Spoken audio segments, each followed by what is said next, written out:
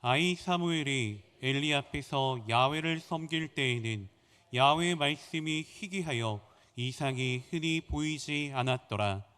엘리의 눈이 점점 어두워가서 잘 보지 못하는 그때에 그가 자기 처소에 누웠고 하나님의 등불은 아직 꺼지지 아니하였으며 사무엘은 하나님의 궤에 있는 야훼의 전안에 누웠더니 야훼께서 사무엘을 부르시는지라 그가 대답하되 내가 여기 있나이다 하고. 아멘. 오늘 말씀의 제목은 영적 암흑기의 원인과 해결책입니다. 한번 따라할까요? 영적 암흑기의 원인과 해결책. 오늘 말씀은 하나님께서 사무엘을 부르시는 장면인데요. 하나님께서 사무엘을 부르실 때 이스라엘은 영적으로 암흑기였습니다. 그것을 보여주는 말씀이 1절인데요.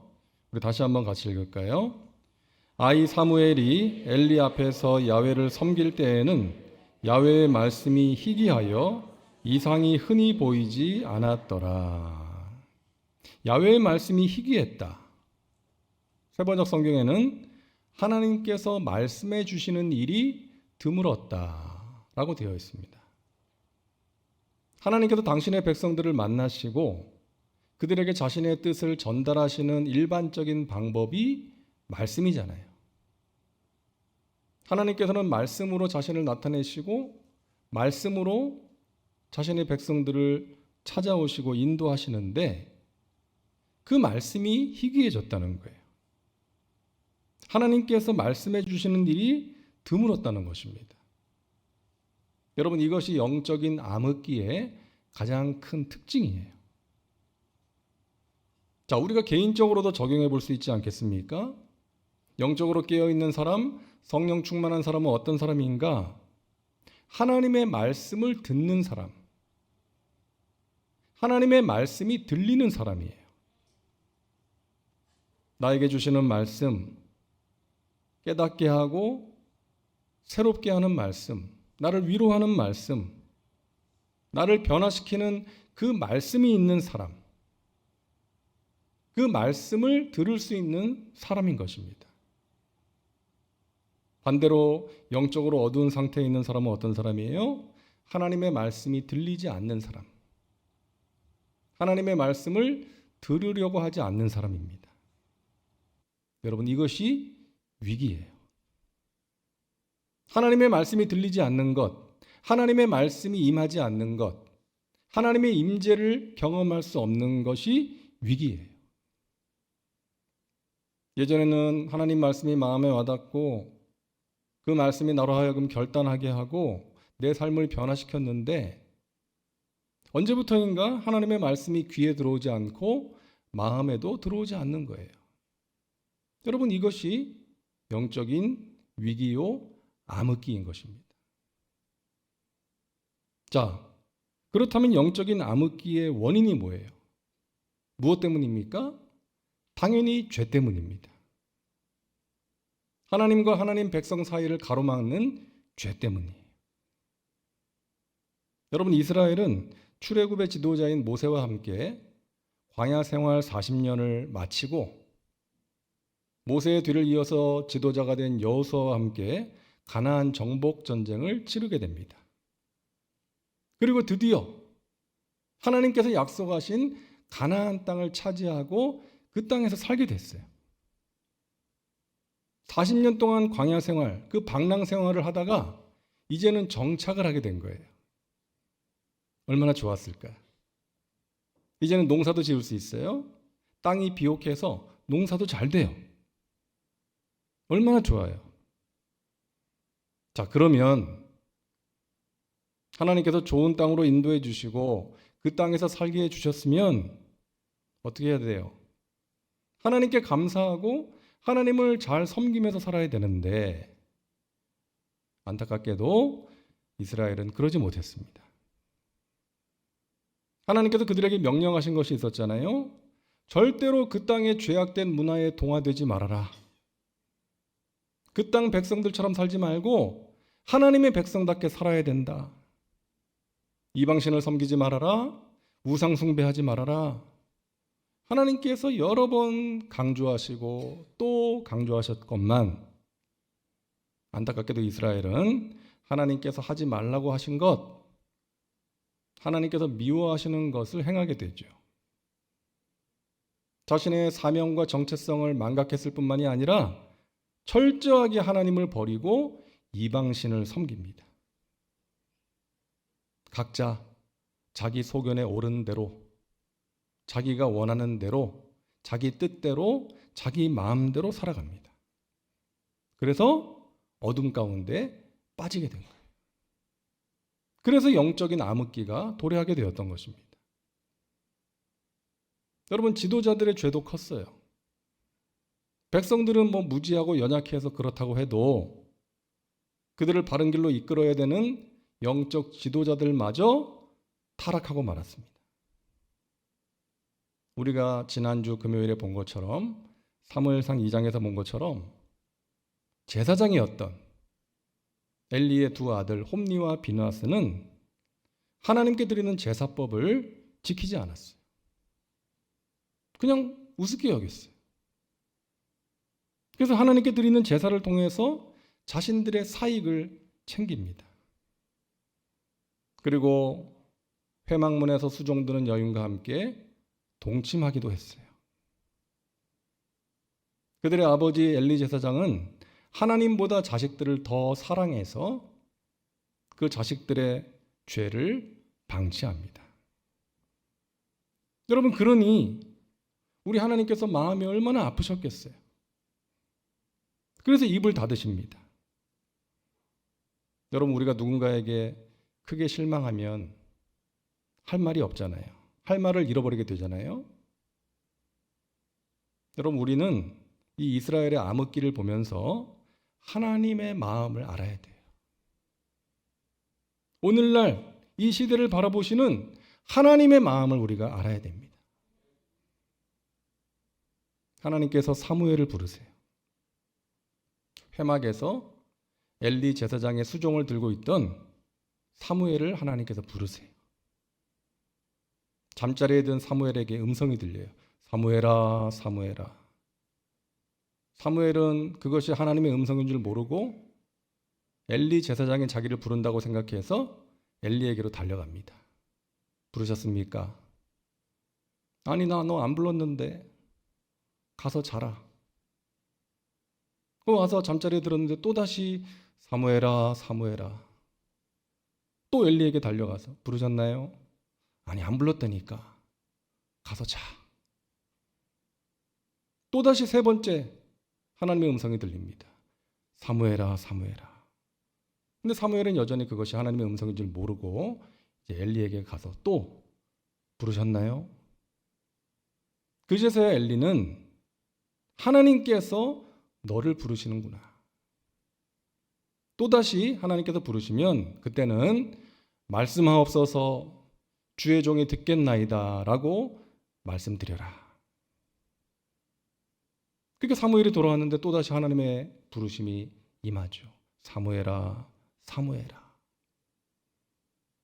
그러자 사무엘은 엘리에게 들은 대로 말씀하시옵소서, 주의 종이 듣겠나이다. 그러자 하나님께서 사무엘에게 엘리 집안의 죄에 대해서 쭉 말씀하시고요. 그들을 심판하시겠다고 말씀하세요.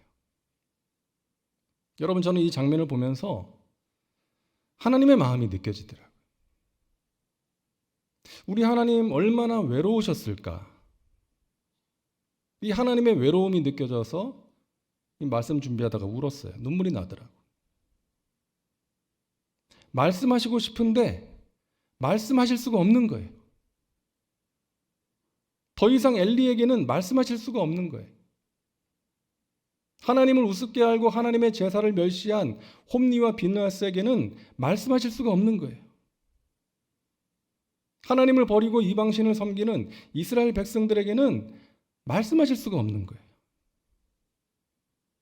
그들과 대화하고 교제하고 싶은데 그럴 수가 없는 거예요. 그들의 죄 때문에. 그래서 어린 사무엘을 찾아가셔서 말씀하십니다. 여러분 같은 날 밤에 4번이나 부르셨어요. 사무엘아, 사무엘아. 그리고 엘리와 그의 아들들이 지은 죄를 말씀하시고 그들을 어떻게 할 것인지를 말씀하셨어요. 자신의 아픈 마음을, 안타깝고 답답한 마음을 어린 종과 나누신 것입니다. 하나님의 외로움을 느낄 수 있었어요. 사랑하는 여러분, 이 자리에 계신 분들은 하나님께서 마음껏 말씀하실 수 있는, 언제든지 찾아와서 말씀하실 수 있는 하나님의 가족, 하나님의 친구, 하나님의 동역자들이 되시기를 주님의 이름으로 축원합니다. 주여 말씀하시옵소서. 제가 듣겠나이다.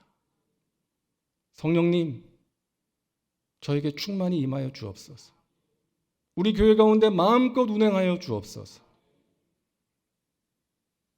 여러분, 그러기 위해서 우리는 죄를 멀리해야 됩니다. 우리 자신을 깨끗하게 지킬 수 있어야 돼요. 여러분, 그것이 영적인 암흑기의 해결책입니다. 다른 게 없어요. 죄를 멀리해야 됩니다.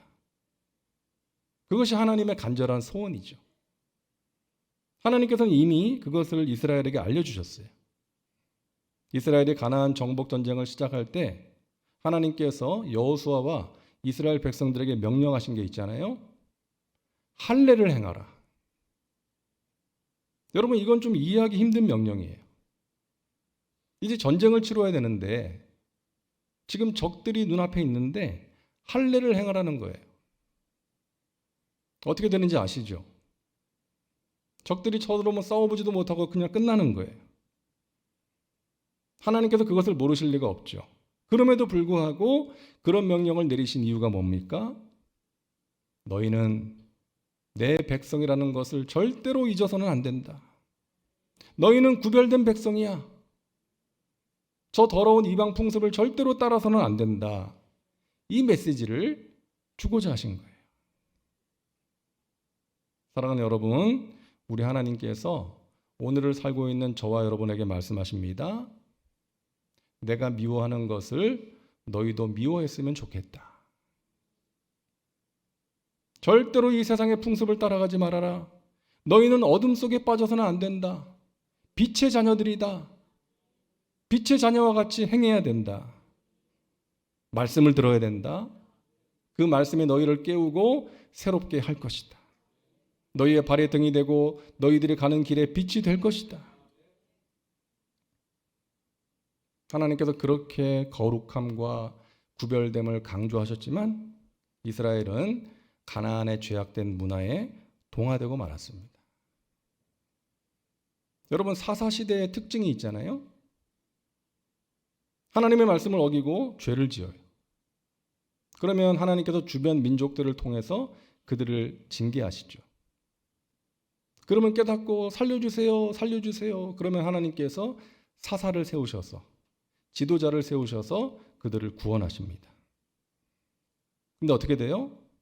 얼마 가지 못하고 또 같은 죄를 반복해요. 계속 반복됩니다. 죄 짓고 이방 민족을 통해서 깨어지고 또 살려달라고 그러고 하나님께서 사사를 세우셔서 구원해 주시고 또 죄를 짓고 이게 계속 반복되잖아요. 여러분, 사사시대의 결론은 무엇입니까? 사람들이 각기 자기 소견에 옳은 대로 행하였더라. 그래서 어두웠던 시대가 사사시대였어요. 여러분, 이스라엘 백성들은 진심으로 회개하지 않았어요. 회개는 돌이키는 거예요. 가던 길에서 잘못을 깨닫고 돌이키는 거예요. 입으로만 잘못했어요, 살려주세요가 아니에요. 돌아서는 거예요. 근데 이스라엘은 그러지 않았습니다. 홈리와 비느하스도 마찬가지예요. 아버지가 불러서 타일렀지만 그들은 깨닫지도 않았고 돌이키지도 않았습니다. 그런 그들의 죄가 하나님의 은혜가 임하는 것을 가로막고 있었던 거예요. 그래서 하나님께서 말씀하실 수가 없으셨던 거예요. 사랑하는 여러분, 회개할 때 하나님의 은혜를 체험할 수 있음을 믿으시기를 바랍니다. 회개해야 우리의 영혼에 빛이 임하는 거예요. 어둠에서 벗어날 수가 있는 것입니다. 그래서 하나님의 백성들은 회개하는 일을 다른 그 어떤 일보다 우선적으로 해야 돼요. 예배 드릴 때 좀 여유 있게 일찍 오셔서 혹시나 나에게 이 하나님의 은혜를 가로막는 장애물이 있지는 않은가, 내 안에 더러움이 묻어 있지는 않은가 먼저 회개하시고, 하나님 오늘 예배 가운데 임재하셔서 나를 만나주시고 나에게 말씀하여 주옵소서. 나의 간절한 기도에 응답하여 주옵소서. 내가 하나님의 은혜를 풍성히 누리기를 원합니다. 기도할 때도 가장 먼저 우리는 회개의 기도를 드려야 됩니다. 하나님의 응답이 임하는 것을 가로막는 장애물을 먼저 치워버려야 돼요. 여러분, 그럴 때에 하나님이 주시는 복과 은혜가 임한다는 것을 기억하시기를 바랍니다. 그리고 영적인 암흑기에서 벗어나기 위해서는 하나님의 말씀을 사모해야 돼요. 이스라엘 백성들과 당시의 영적인 지도자들은 하나님의 말씀이 희귀한데 그럼에도 불구하고 회개하지도 않았고 하나님의 말씀을 구하지도 않았어요. 사모하지 않았어요. 여러분, 하나님의 말씀이 가장 귀한 보배인 줄로 믿습니다. 하나님의 말씀이 나에게 가장 귀한 보배예요. 정금보다 더 귀한 것입니다. 그래서 우리는 말씀을 사모해야 돼요. 하나님의 말씀을 멀리하고 세상의 것들을 사모하고 거기에 마음을 빼앗겨 살아가면 영적인 암흑기가 오게 되어 있는 거예요. 그래서 주의 백성들은 하나님께 항상 시선을 고정하고 그분의 말씀에 귀를 기울이며 살아가야 될 줄로 믿습니다. 그래서 우리가 이 밤에 하나님께 드리는 예배와 기도가 소중한 거죠. 여러분, 예배가 회복되어야 합니다. 엘리 제사장의 두 아들 홈니와 비느하스는요, 매일 제사를 인도했던 사람이에요. 다시 말해서 매일 예배 드렸어요. 하지만 그들은 예배자가 아니었어요. 예배를 통해서 자신의 유익만을 구했습니다. 여러분, 그런 제사장들을 보면서 아마 백성들도 제사를 우습게 여기지 않았겠어요? 우리가 드리는 예배가 너무나 소중합니다.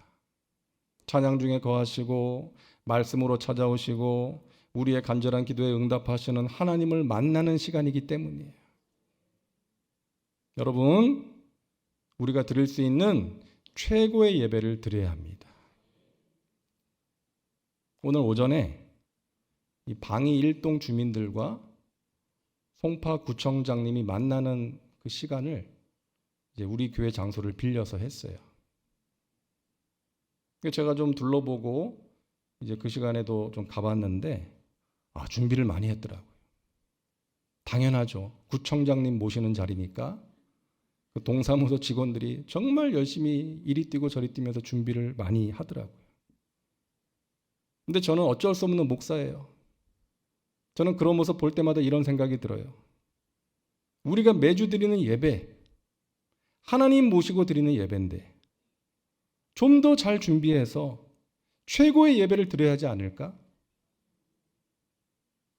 높은 사람 오는 자리도 그렇게 열심히, 사람이 오는 자리도 그렇게 열심히 준비를 하는데 하나님은 어떤 분이세요? 천지를 창조하시고 다스리시는 하나님. 우리가 왕 되신 주님이라고 고백하는, 왕이시라고 고백하는 그 하나님, 우리를 위해서 독생자를 주신 그 하나님을 예배하는데 당연히 준비된 예배를 드려야 되는 것이죠. 최고의 예배를 드려야 되는 것입니다. 여러분, 최고의 예배는 마음을 다하는 예배예요. 그리고 마음을 다하는 예배는 준비된 예배입니다. 아브라함이 독자 이삭을 제물로 바치는 예배를 드리려고 모리아 산으로 갑니다. 독자를 이제 바치러 가는 거예요. 근데 창세기 22장을 보니까요, 아침에 일찍이 일어나 나귀의 안장을 지우고 종 2명과 아들 이삭을 데리고 모리아산으로 가는데 번제에 쓸 나무를 쪼개어 가지고 갔다라고 말씀하고 있어요. 아침에 일찍 일어나서 준비했습니다. 그리고 거기 가면 번제에 쓸 나무가 있겠지 뭐 그러지 않고 번제에 쓸 나무를 다 준비해 가지고 3일길을 가지고 간 거예요. 준비된 예배를 드린 것이죠. 여러분, 하나님을 기쁘시게 하는 예배자 되시기를 주님의 이름으로 축복합니다. 그것이 우리가 사는 길이에요. 예배를 통해서 하나님 만나야 돼요. 예배를 통해서 하나님의 은혜를 체험해야 돼요. 예배를 통해서 우리의 영혼이 밝아지고 새로워져야 돼요. 예배 가운데 임재하시는 하나님을 만나야 될 줄로 믿습니다. 하나님께서 우리의 예배를 기쁘게 받으시고 우리의 기도에 응답하시고 우리가 알지 못하는 크고 비밀한 일을 보여주시는 거예요. 하늘의 신령한 복으로 이 땅에 기름진 것들로 우리에게 넘치도록 부어주실 줄로 믿습니다.